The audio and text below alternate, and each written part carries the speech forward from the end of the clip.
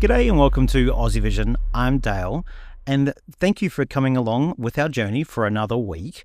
And what a week we just had in the Eurovision world. We just had a lot of national final selections, new Eurovision artists, new Eurovision songs, and for importantly, a lot of people, Eurovision tickets. Now, I know a lot of people got them. I know a lot of people didn't get them. I know some people got one show and not another. Some had it in their basket and it all kind of, fell apart. So it's always a little bit of drama about getting these tickets. For those who got tickets, congratulations, well done. For those who missed out, do not panic at this stage. All I can speak of is from some experience of doing this. I know a lot of people have had this as well. In 2022 and in 2023, we had jury show or, whatever they call them now, packages, and we really wanted live semi-finals to see Australia. Just one semi-final, just to see Australia perform, and we were happy. Now, we didn't get tickets in the first round, and I think, try to remember now, did we get them in the second or the third? But anyway, it took a long time, both years, to get those, and they came through. So keep at it. Don't give up. You could still get those tickets. I was lucky enough with the OGAE fan club in Australia to get live tickets. This means I get to see the semi-finals and the grand final live, which I'm absolutely stoked about. The last and the only grand final I got to see live was back in 2018 when Tway won. But it was such a great occasion and I'm looking forward to doing that again. Now, it's only going to be myself going over. Mike is going to be staying home and looking after the cats, and he doesn't really want to go, so he's happy. It'll be a bit sad without him, a little bit different, but we've also got Liv from the Aussie Vision team coming along as well, and we know there's loads of other people who will be there on the ground, so cannot wait.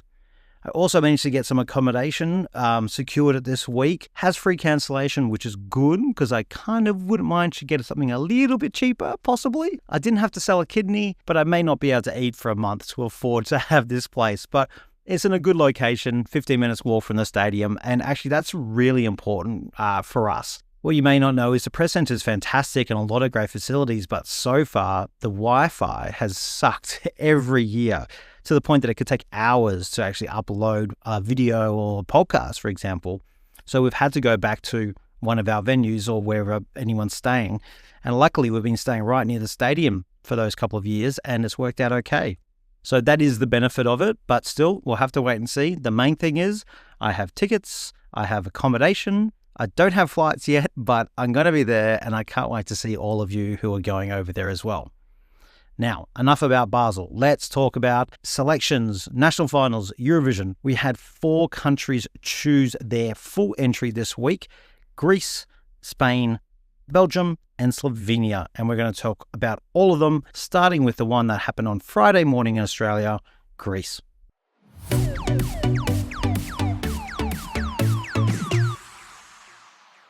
Right, well, before the big Super Sunday in Australia, Super Saturday in Europe, there was the national final on the Friday, one that we were very much looking forward to, and one that our special guest again today, Kyriakos, you were particularly looking forward to this national final, weren't you? Yeah, hi Dale, thanks for having me back. I really was. I had to go back to waking up at 5 a.m. to watch a national final, which I haven't done since last year, but that's totally fine. But yeah, it ended up being a very enjoyable national final for me anyway. Yeah, I was going to ask you, what did you think of the overall show? Because it was quite a long show, but there was a lot of entertainment at the start. We did very typical Balkan area. It takes a long time to get to the songs, but, they had some good hosts. There was a lot of things going on. What did you think of the show overall? Yeah, so Saki Ruvas and Elena Paparizou were hosting, and it did feel like the Saki and Elena show for for a good part of it, and I'm not complaining. I actually really enjoyed their performances. But yeah, the first half could have been cut up quite a bit and got into the songs a lot quicker. But once they got into those songs, bam, they just flowed really quickly. And those results, I've never seen results been revealed that quickly as well. But overall, I actually really enjoyed it. I also personally liked their little tribute to some of the Greek past entries and even looking at some national final entries as well that probably people haven't seen for a very long time. That was a really nice touch. Yeah, I felt like we're going to do a lot of that kind of stuff because obviously it was the first national final in such a long time that I felt like maybe there was a lot more of that kind of stuff than maybe that you'd normally have. If they had it next year, they probably wouldn't spend as much time on that. But I was enjoying the variety hour with Saki set. and it was good. But I mean, I must admit, like if I knew I could have got up at 6 a.m. to start watching the songs, I might have let myself have a little bit more sleep in the morning. But it was enjoyable overall. Now, what did you think about the quality, I guess, of the staging that was there? Because it was kind of like, it looked like it was a bit of a theatre. There was like a little bit of stuff they could do with staging, but I guess they were a little bit limited as well. A bit limited. Yeah, there was a stage. I think like with the actual, when the song started, it was probably also maybe to do with the quality of the songs, but it kind of felt like maybe the artist is kind of left out there a little bit vulnerable and like exposed in a way.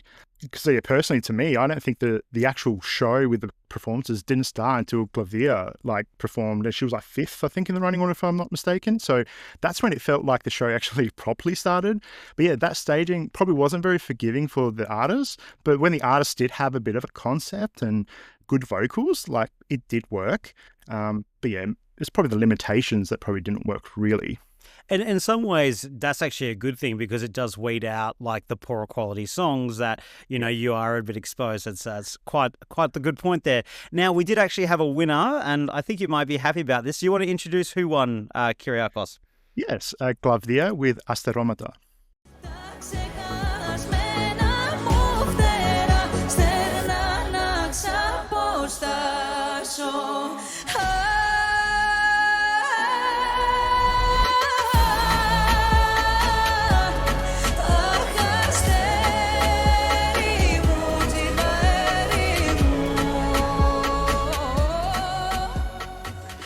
We talked about this last week. It was very much your girl versus my girl, and you came out on top. Tell me, obviously you're happy with this, but tell me, you're obviously pleased with this being the winner, of course. But what did you think of the performance? Did you think it was a deserved winner? Yeah, I won this battle against you, Dal. I don't think I win battles with you very much, but I thought the performance vocally was really, really good, and staging wise, there probably wasn't much there personally. I think I wanted more. Like as I was watching it, I was like, come on, do something, make something happen. You got like, I don't know, half a dozen dancers down there, make him do something. And it kind of got up. But yeah, as I said earlier, this is where the show kind of started. And I think her performance really popped. So if you're watching from the start, you're like, oh, wow, this girl can sing really well. There's something special about it. I thought in a way that that majestic, something like ethereal about the performance kind of did come through, but I was hoping for more. So now that she's going to Eurovision, let's hope that they do something more, and surely they should. Yeah, no, look, I was really impressed with her actual performance in terms of her vocal. Like, I thought she would do a good job. And I know when we talked about last week, going back to 2018, where I don't think it was the best vocal in the world, I thought this one is like, she can sing it. She can perform it. I was getting to the point, I'm like, oh, when are those dancers going to do something? And they kind of threatened to do something at the end. They kind of half got up, and then the song ended. And I was like, oh, okay. But I think just the quality of her shone through here. And ultimately, I think from looking at there was a breakdown of the results that we only recently got, and what the Greek jury went for her and the Greek public went for her, and she came second in the international jury. Is that right? Third with the international jury. Oh, so, yeah. Third, that is an interesting point. What do you make of that, actually? At the end, I'm actually glad that she won, given the Greek jury and the Greek audience actually wanted her. I guess with the audience vote, Evangelia just lost by 4 points, so it was kind of still close. But it's just interesting to see that the international jury didn't take it on board as much as the Greek jury did. So, yeah, and now it's going to Eurovision, where international viewers are going to judge it. But in terms of the result, I'm kind of glad. What the Greeks wanted is what the Greeks got. Otherwise, who knows what could have happened if another result happened. Could have had riots. Who knows?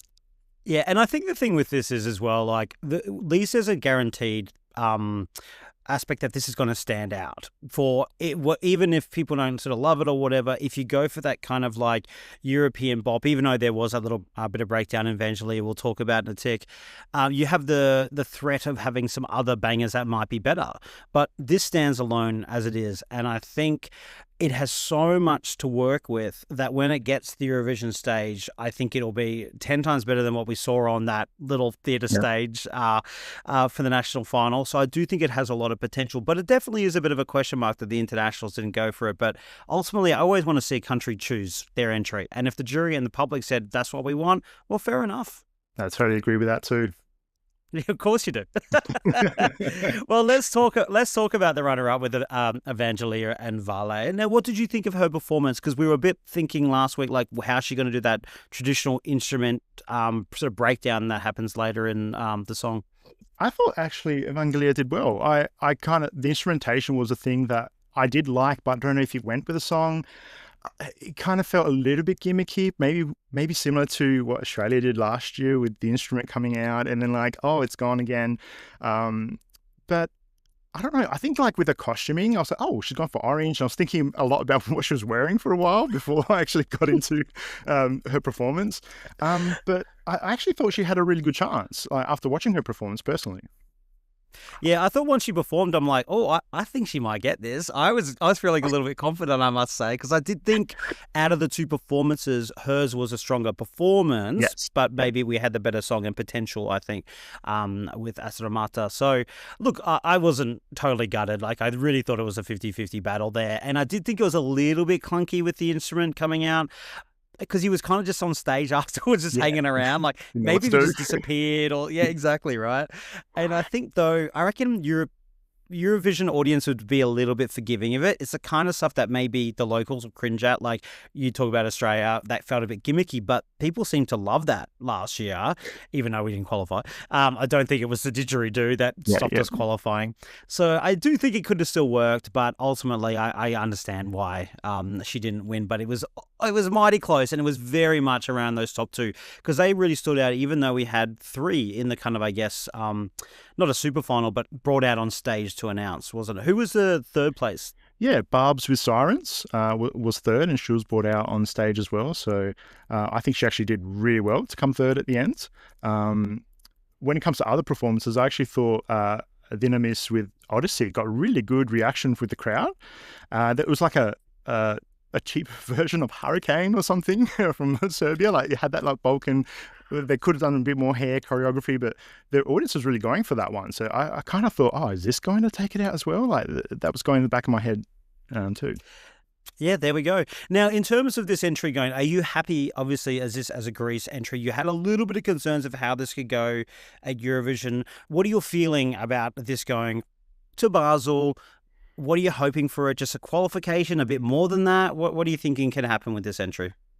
Yeah, I think after we last spoke, I do feel more confident that this, like, it's very early to obviously predict, but I do feel very confident about seeing this get through. Because I guess the only comparison I have, like we talked about, was the 2018 entry with Jana, and she actually did scrape through and got a top 10 with the televote. So I think this could do better. We obviously don't know what she's going up against, but I think Lavia could do better than a top 10 or maybe the low top 10s. But I think personally, like, just getting through, I think would be great for Greece.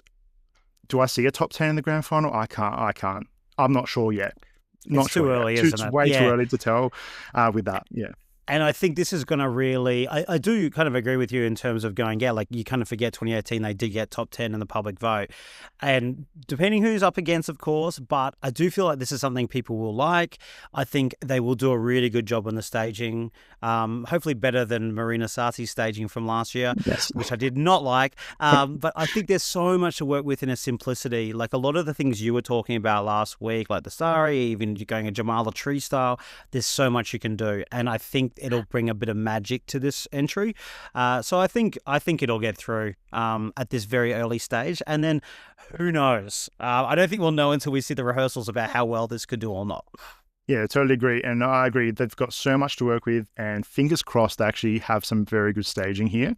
And that's the thing that will take them a lot further, where yeah, now I'm just thinking they'll just scrape through a top 10. They could do even better. Exactly. All right. Well, look, thanks, Kyriakos, for joining us to take us through the Greek national final for the preview and the wrap up. And I'm very happy that you're happy with the result. Thank you very much, Dale, and really appreciate you having me take part in Aussievision for this special guest spot. Thank you very much.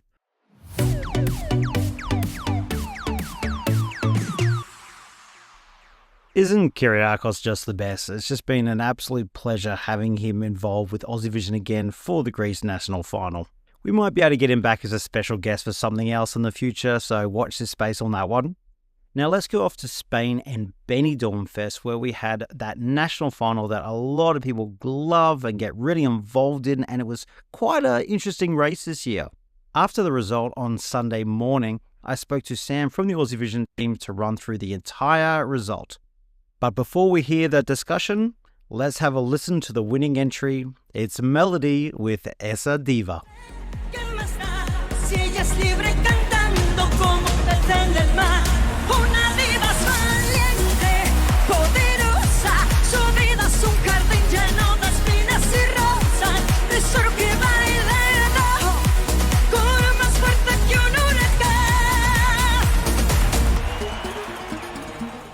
I'm joined by my amazing colleague Sam to talk about all things Benidorm Fest. Welcome, Sam.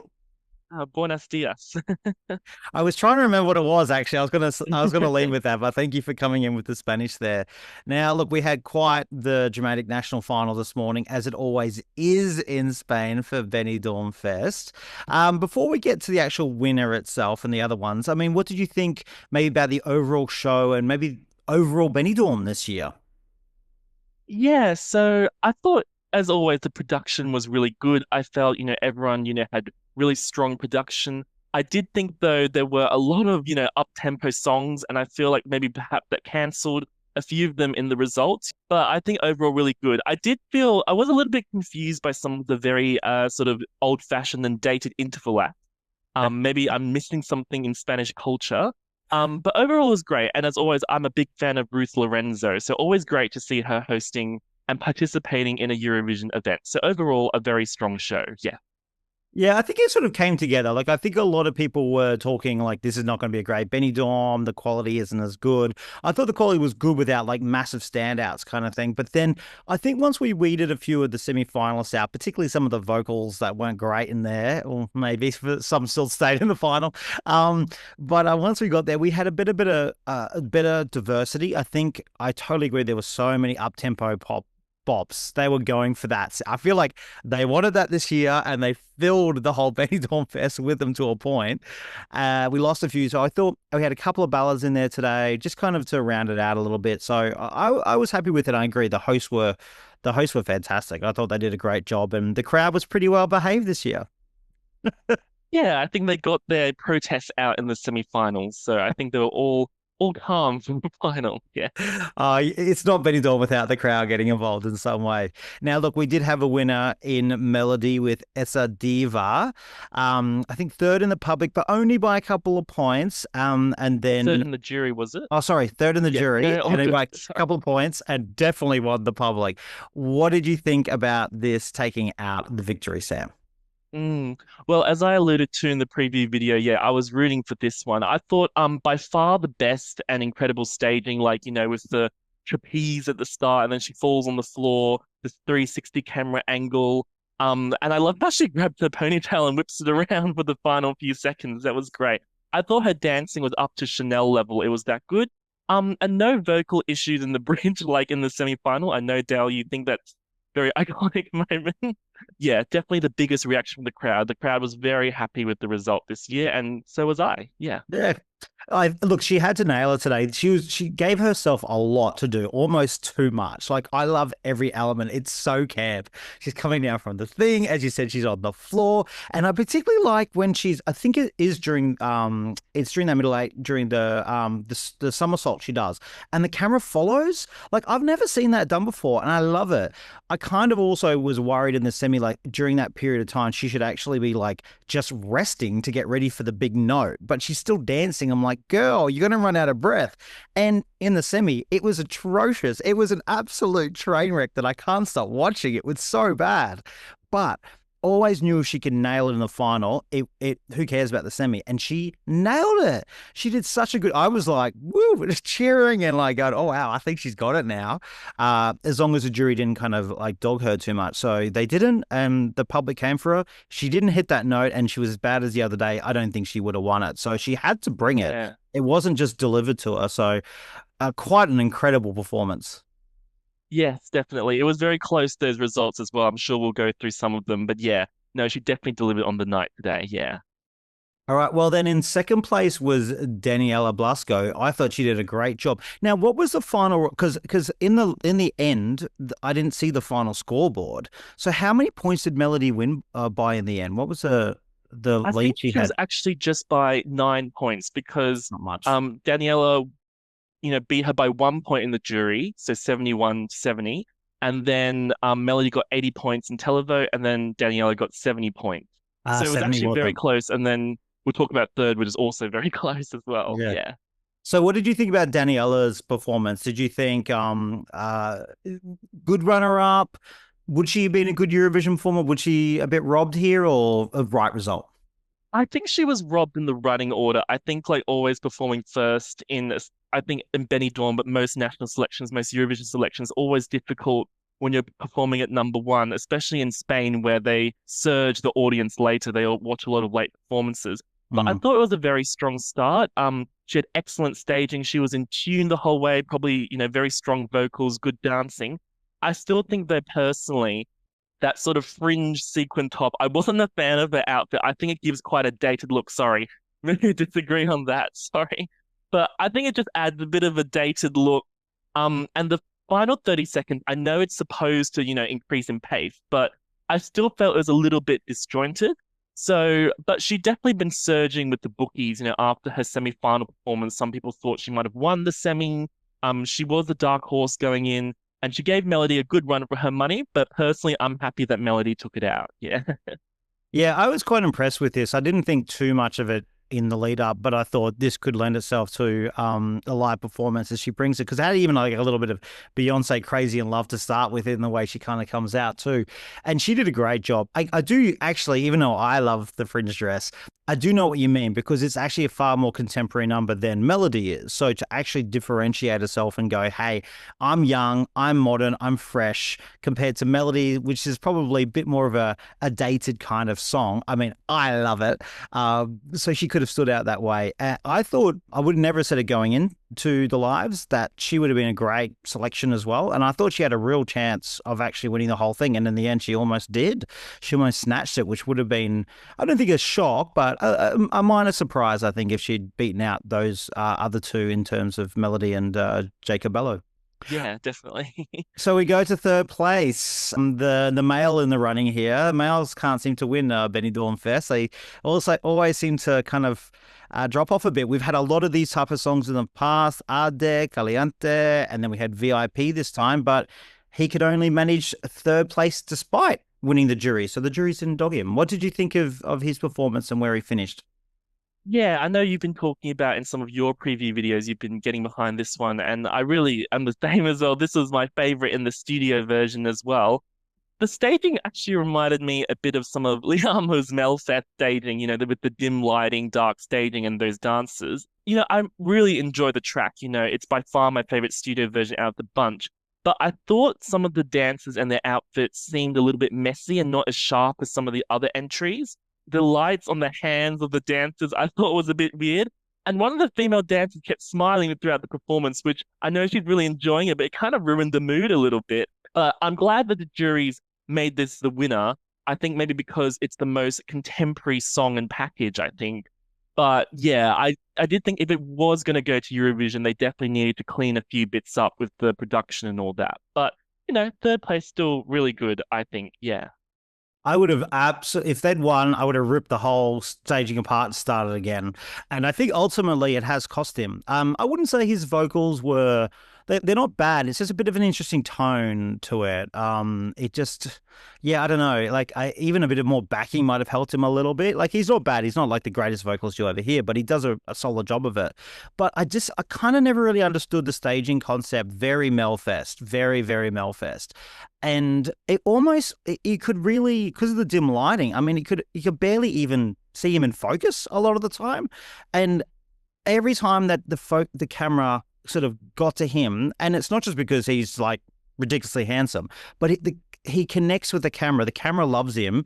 People want to connect with him, and I felt hard to connect with him throughout a lot of the song. So he was almost, other than the song itself, the best part of the whole staging, and they didn't make the most of him. So I found it a little confusing, even though there were some nice moments. I think ultimately, it's cost him. I think staging's cost him winning, because Melody blew him out of the water because she brought everything, literally everything. Yeah.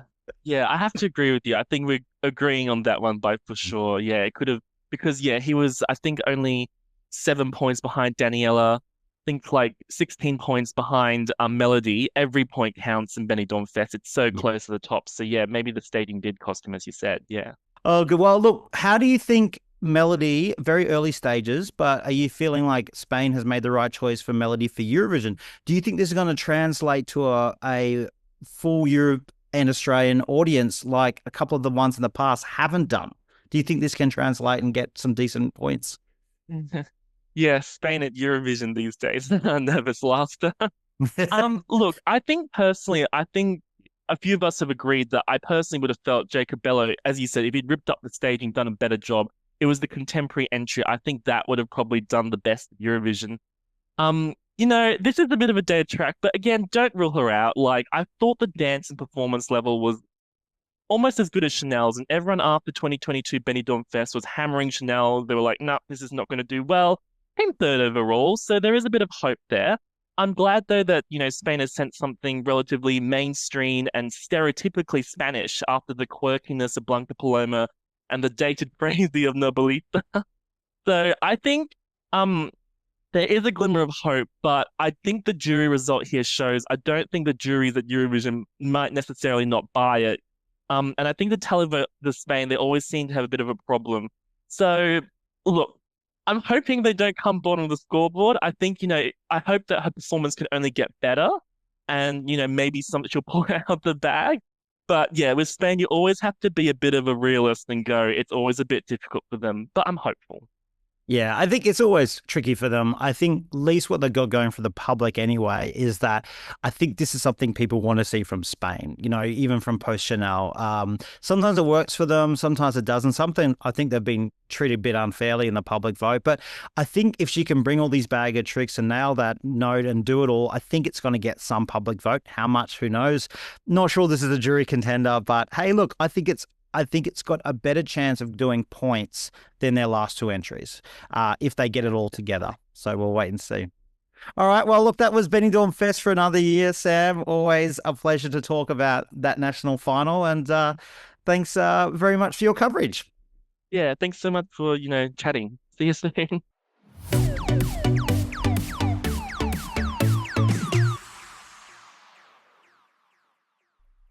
Well, the other national final people were watching on the weekend after Spain was Belgium.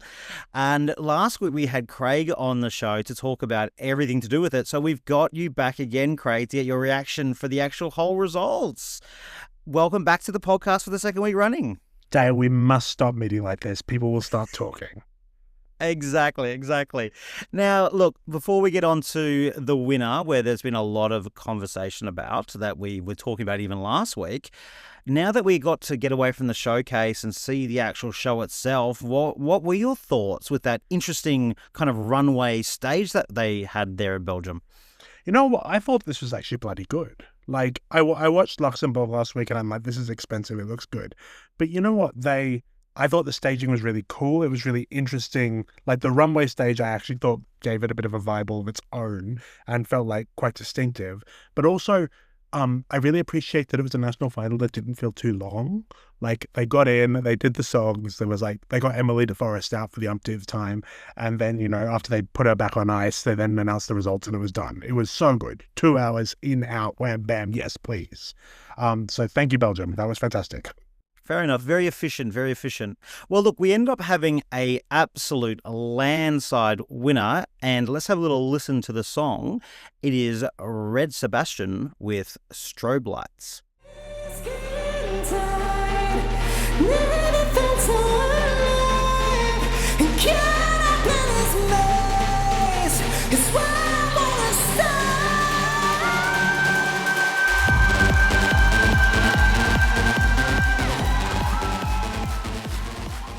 All right, well, we thought he could probably take out the whole thing and probably was the favourite, but he didn't just win it. He absolutely dominated. That public score was amazing, wasn't it? Yeah, absolutely enormous. But also, I feel like after you'd watched the 8-act, it was a good national final, but he was such a clear winner. And I think a lot of that had to do with the presentation on the night, the staging. He was on this enormous platform, which no one else got to use, notably. But that initial visual of him just, you know, 3-4 meters above it, the stage, standing there with the red and black lights. It was so impactful, and really gave the song a bit of shape. I felt like it finally had some direction. I think my main criticism of the studio track was that it was like a really good minute and a half that then sort of just kept going after that. But this time they had the platform and he descends to earth and then he dances a bit and then they get some dances out, and it all just served to help make this feel like more of a coherent 3-minute package rather than sort of just feeling like a TikTok clip, which was then being played on repeat. So great vocals, incredible vibe with like the colors and the staging, and overall, like, you really can't fault this. It was fantastic. Yeah, look, I was really impressed. Now, I know last week when I spoke, I kind of was almost like taking the piss, saying, why is Belgium favourite? What is going on here? And then I watched that and I got overly excited on Twitter. I was like, put down your glasses, we're off to Belgium. Now, I don't think it's that much at all, but my God, I was very impressed. And I agree with you about that staging. It really kind of gave it almost like three chapters kind of as you went through, Yeah. It just kind of broke that up. Even though I must say when the dancers came out at the end, I was like, this is very Marcus and Martinez from last year a little bit, like with the stuff going around. But so impressed with his vocal, particularly because I thought it was a little bit not ropey, but when you miss that, it's so hanging on that big vocal, and even if it's slightly off, it didn't sound that as great as this in the showcase than it did live. He really brought it on the night. I agree. I'm a bit surprised. It seems to be really divisive, the vocal. I noticed on our Facebook post at Aussievision, a lot of the Australians seem to not be getting behind the vocal on this and have been quite critical. But I couldn't agree more with you. It sounded fantastic on the night. And I'm not even really sure what people are criticizing other than the fact he's singing really high. Like, it's in tune, it's impactful. He can even seem to hit some of those really high notes in chest voice at points, which I found really, really impressive. And so, yeah, I have basically no criticisms of this. I think it's absolutely fantastic. And while I agree with you that I don't see this necessarily as the winner in May right now, I do think of the songs we have, and particularly of all the national final songs we've heard, I think this is easily sitting at the top there, in the top few. By far. And it's one of those ones, even I can see why maybe people won't like it, but taking all your people's own emotions out of it, you can already see the way that jury was looking at that voice, and he hits that, he will have jury score from that. Even though, yes, it is just, he's almost like the verse is a bit basic, but that voice is fantastic. We've already seen from a public vote that big, we rarely see it that big. And when we do, we normally see it like Blind Channel in Finland or Cartier in Finland. And there's a couple of other ones, not just Finland, but they're the two examples that come to mind. Generally, a very, very big national final public vote like that does translate to some love. And there's so much they can do with that. That is like a first draft, and there's a lot of work to do on it between those transitions, but they can definitely get it right because his movement's still a bit stilted. They can smooth that out. He will be on point by the time he gets to Basel. I feel about this very much how I felt about Teresa and Maria from Ukraine last year when it won. I was like, this is so good. It's so fantastic. I don't necessarily feel it here that I'm like super excited about it, but I'm like, this is so damn good that it's obviously going to do well. I don't need to feel it right now. And in the end, Ukraine, by the time we got to May, I was like, I love this anyway. So absolutely phenomenal. Yeah, I mean, to me, this is the kind of song that you can kind of go like, oh yeah, this looks like a nice little top 5 potentially there for Belgium. We don't know everything else that's come through, but it just has something special. It just has it, and I love when it hits the real techno dance, full on stuff. That the flicking in and out, it's just it's so cool. It's just the coolest stuff I've seen in a national final. I mean, almost ever. Like, it's so good. I was just like, wow, blown away. And again, credit to VRT, because like this looked really good, and the fact that they were able to do that sort of editing gimmick where it's flashing backwards and forwards, like you're not going to get that in like Croatia. Like, no, I mean, credit to Croatia, we love you, Dora, but like that was a really impressive piece of editing and staging work there. So, fantastic work. Well, there we go. That was the winner, and we're going to talk a lot more about Red Sebastian in the lead up to Basel. Now, out of the rest of them, last week we talked a lot about Mentissa. And I know that was one of your faves, and I really liked the track as well, but didn't quite come together. Did she come third, I think, in the end? Yeah, third. She finished behind Lee's with Perfectly Imperfect, who I think just did a really good performance on the night. But poor old Mentissa, I think there's a little bit of, this is the Dutch broadcaster. I think the French language songs perhaps start from a couple steps behind, but also she felt a little bit lost on stage. I mean, she's very much a studio artist, and I think this is very much a studio track. And then on the stage, it was a little bit like watching a drag queen down at the beat, where she's like, I'm pointing over here, and now I'm going to walk to this side of the stage, and then I'm pointing over here, and I'm going to walk back. So, bless her. I love you, Mentissa. And frankly, as I said last week, RTBF should be taking notes. And it's, I'm going to go on a little bit of a rant here.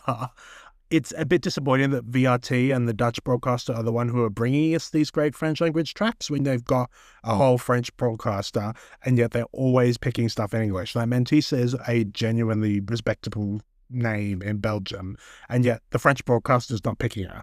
So I'm a bit like, I'm hoping that we see her in the next couple of years, and I'm hoping that this experience will have given her an idea of what works and what doesn't necessarily work in this setting, so that when we eventually see her at Eurovision, and I am going to say when, she comes with something that feels really well suited to that setting. It didn't really feel like a competition song. Like, it felt like a good studio song. And ultimately, I agree, she looked like deer in headlights. She didn't look ready, and definitely walked just with her posse around her. But, it was still enjoyable. It wasn't like it was bad. It just wasn't very good. No. So nothing was bad in this setting, I thought. I will say this is my most listened to track of the national final season. So I'll be sticking with it, and I like it. But yeah, it just didn't work on the night. And I totally agree. I do think the French broadcaster does need to do a national final. There's so much good French language pop that comes out of Belgium and that part of the world.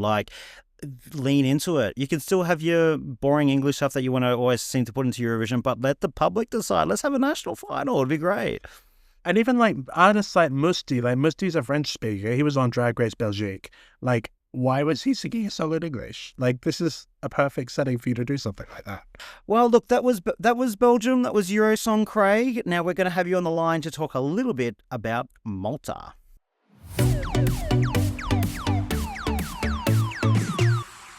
This week we have one of our most anticipated national finals in the Eurovision team. Maybe nowhere else, or maybe it's just you and me, Craig. It is the Malta Eurovision Song Contest, MESC itself. 24 acts in the running, and how many will make the grand final on Sunday? How many do we see on Sunday itself? Or Sunday morning for us? 16. So they're cutting, I think, 4 each semi-final, and then it'll be a 16-song final on the weekend. So a small one by MESC standards. Yeah, actually, it is actually quite small in one way. But look, there's a lot of songs we could talk about, and there's a lot of ones in the running, but there is one. There's one that has got everybody talking, and maybe not for the right reasons. What is this song that everyone's going on about? So this song is Kant. That's spelled Kant. And it is by Mirjana Conte, who is a regular artist who appears at MESC. She's done it a number of times, and I think this is the first year where she's really broken through, got people talking. What do you think of this, Dale?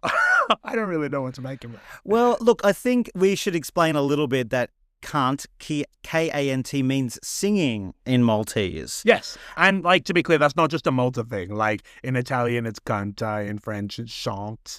So like it's just the Maltese version of that. And the way she's just kind of really leaning into that word and saying that she's serving Kant, it's very much lending itself to what we all know it's kind of referring to, and she's just secretly, trying to make out that it's something else. Excuse me, Dale. What was that?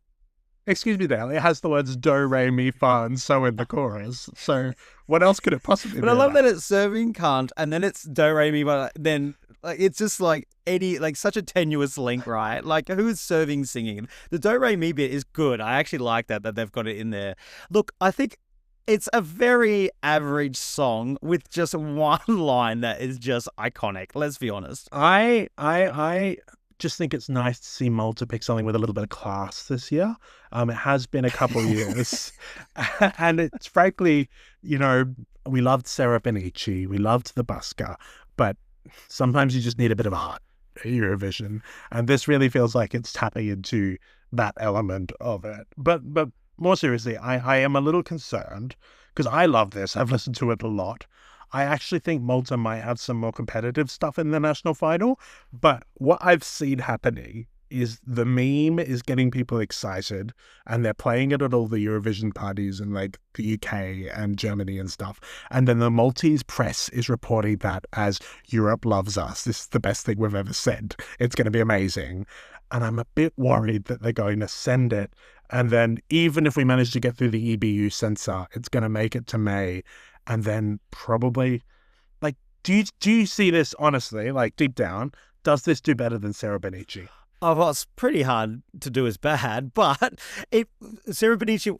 But Sarah Benici was fine. Like, she didn't do anything wrong. It was a pretty good performance. But ultimately, Malta, the biggest problem in Malta is in a really tough position here that they just absolutely struggle in the public vote. So unless they bring something Destiny level or they go full-blown into novelty, they really have little chance of getting out of that semi-final when it's 100% tally vote. So you may as well...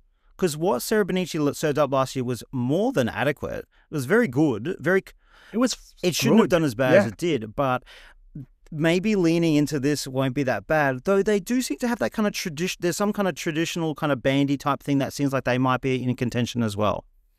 I was going to say, so the other song is, and I apologize if I mispronounce that, it's called La La Ratata Keke La La Rata Kaboom, I think. Wow, that's impressive. And it's giving... Yeah. It's very long, and I struggle to pronounce it. But it's giving a bit of a Moldova vibe, or like a sort of Lana Niva from Armenia last year. And I actually I love Kant. Obviously, don't apologies. Kant, as in the song and the philosopher. But I enjoy listening to it, but I do think that sort of traditional Moldova thing might actually serve Malta better if that's what they end up picking. So I'm kind of a bit concerned that the meme, which, like, let's remember, it didn't serve Cici Zeni that well a couple of years ago to have the, instead of meat, i.e. veggies and So will the shock factor sell it? Maybe, but I think it could be safer for them to go with the sort of traditional folky thing instead. Yeah, look, I tend to agree. I've only heard little snippets, but I do think that it'll be in danger. And also, like, I kind of don't want the drama of the EBU and this song, and like, should it get to go in its form because it's a Maltese word, but we all know what it's referring to.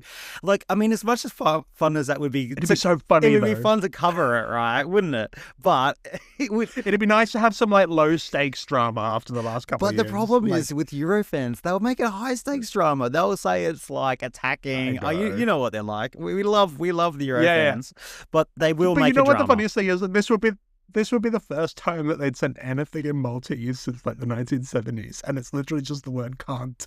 I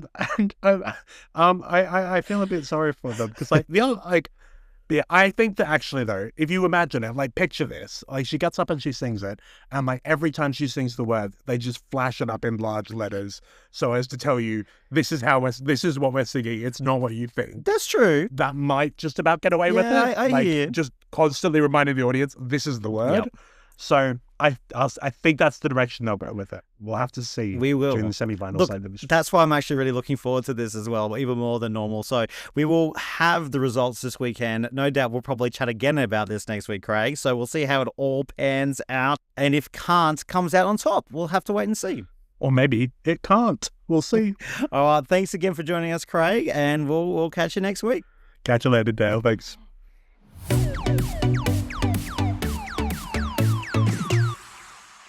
All right, well, we have Mike joining us again for another week to discuss one of the songs out there that the fans are talking about. So welcome back, Mike. Thank you very much. Now, before we go to your usual listen and judge and give your verdict on a song. Give my opinion, I think it's called up. Yes. Yeah, well, yes, exactly. Now, for those who missed out on the Patreon episode, you were very fond of a certain song from Spain, weren't you? Fond of? Yes, I was very, very fond of Esa Diva by Melody, the winner at Benidorm Fest. So you were very, very happy. For those who didn't know what Mike said on the Patreon about it, this is it. Well, Dale, I can't believe that you would send me this song at work when I am trying to be professional, and next thing, I am knee-deep in puss. So this has got you, I think, more engaged in the Eurovision Song Contest than you've been in years. Well, certainly I do like the song. I mean, I see it for more than like it. You love it. You played it. You played that national final performance on non-stop on Sunday, like 12, 13 times. Easily. I think we have to talk about how she qualified too. Like, how did she get out of that semi-final with that big note? That public bum note she got, like, that was woeful. We should never have seen her again. Somehow she makes it into the final, hits the note, bing, bam, twirl my hair, boom, she's through to the Eurovision. Fantastic. And you're very happy. I am. Apparently it's going to be a revamp. Just, don't de-puss it. Like, just... Keep the puss. Keep the puss. All right. Let's keep the puss. All good. All right. Well, don't know how to make a segue to this, so I'm just going to move on because I can't make a segue of puss to Samantha Mumba. So anyway, we are going to be reviewing a song from Ireland's Eurosong. Now, we'll be doing more on the Patreon episode, but for this one, because a lot of people are talking about Samantha Mumba, or, well, a lot of people over a certain age anyway. So people are interested to hear your thoughts. So a lot of people are Googling Samantha Mumba as well. Is that what you're saying, Dale? It's pretty much a 50-50 split here. So let's have a little listen to it first. It's Samantha Mumba with My Way.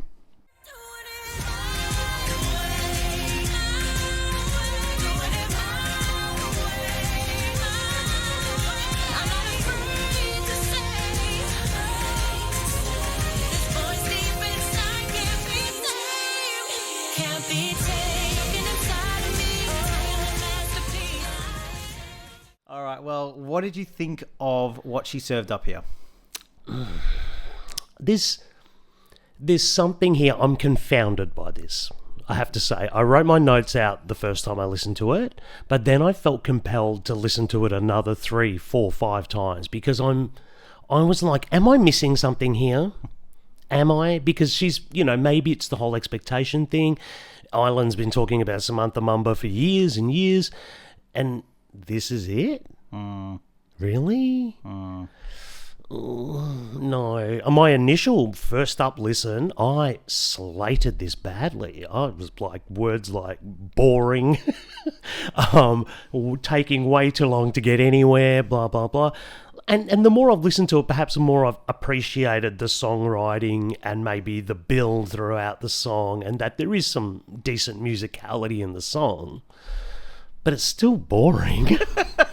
Am I the only person who thinks this? Because no, I don't. You're not the only person who thinks this is really disappointing. Yeah, I feel like I like where it eventually gets to. It actually sounds all right in that last minute. It's a shame about the other 2 minutes and 50 seconds. Yeah, I totally agree.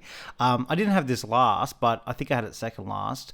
And I really love Samantha Mumba, and I was kind of, we were all rooting for you. and I want to take that sort of expectation away from her. Just imagine we didn't know this artist and they produced this song.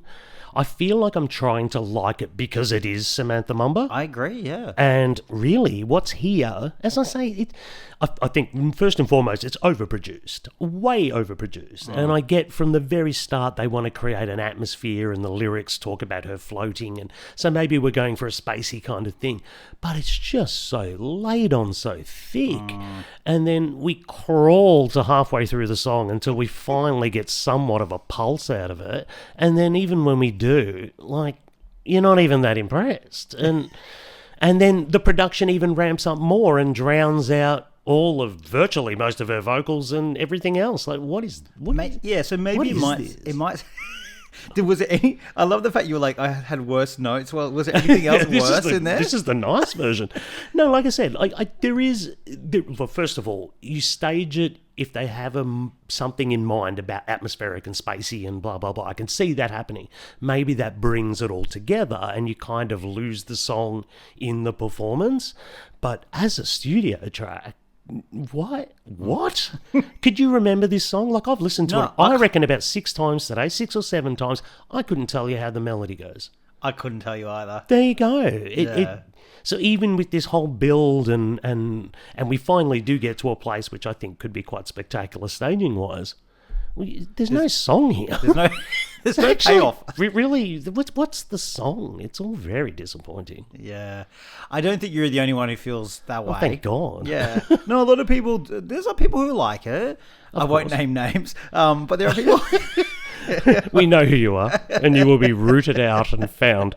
No, because I think maybe people could see potential. Like, I could see, like, maybe when it comes to live, you lose. I agree, it's overproduced, and so maybe she gets to shine a bit. But oh god, I wonder what her vocals are like these days.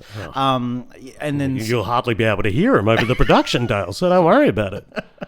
Maybe that's part of it. Maybe.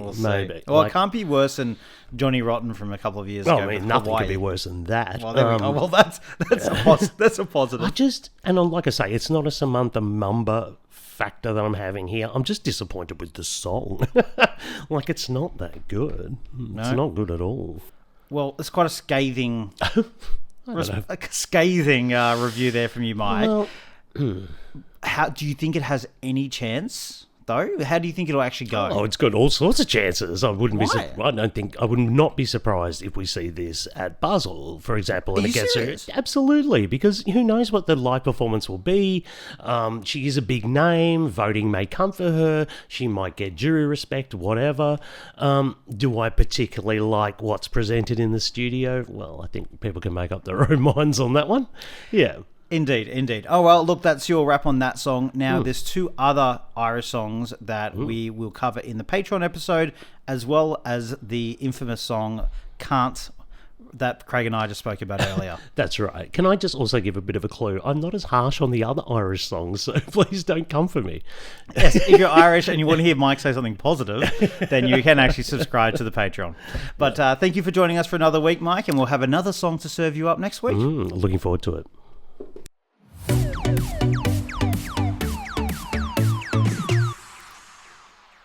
So yes, you can subscribe to our Patreon channel. The link will be in the show notes.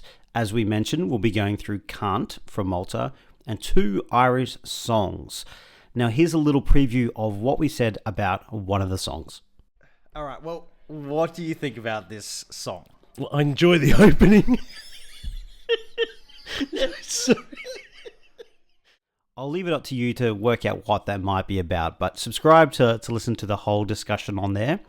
Now, you may know that we have missed one of the songs. It's Slovenia. It's Klemen who won EMA with the song How Much Time Do We Have Left?